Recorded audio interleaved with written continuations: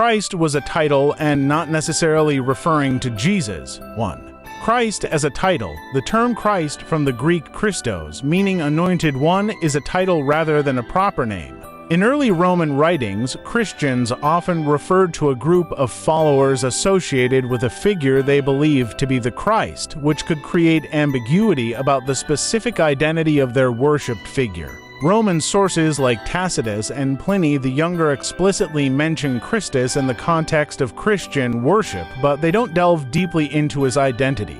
This supports your point that early Roman mentions refer to a title rather than explicitly naming Jesus of Nazareth. 2. Hadrian's reference to Christians and Serapis. Hadrian reigned 117 to 138 CE is sometimes cited as having noted a connection between Christians and Serapis, the syncretic Greco-Egyptian deity. The relevant claim comes from a letter attributed to Hadrian, quoted in Historia Augusta, a late and partially unreliable Roman work. Those who worship Serapis are also Christians. Those who call themselves bishops of Christ are devoted to Serapis.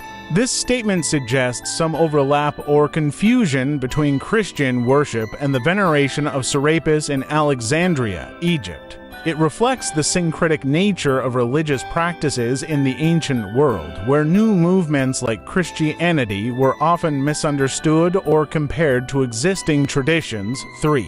Christianity and syncretism. The claim that Christians worshipped Serapis may reflect the misunderstanding of early Christianity by outsiders.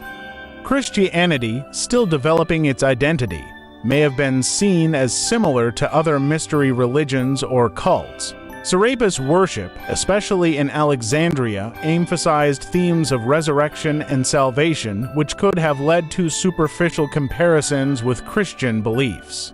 This confusion highlights the challenge of interpreting early Christian practices in a diverse and pluralistic religious landscape.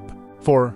Historical context. The conflation of Christian worship with Serapis might indicate the fluid boundaries of religious identity in the early centuries. Roman officials often misunderstood or deliberately misrepresented Christian practices, which could explain Hadrian's remark. 5. Conclusion. While early Roman and non-biblical historians mention Christians and Christus, their understanding of Christian theology and identity was often limited.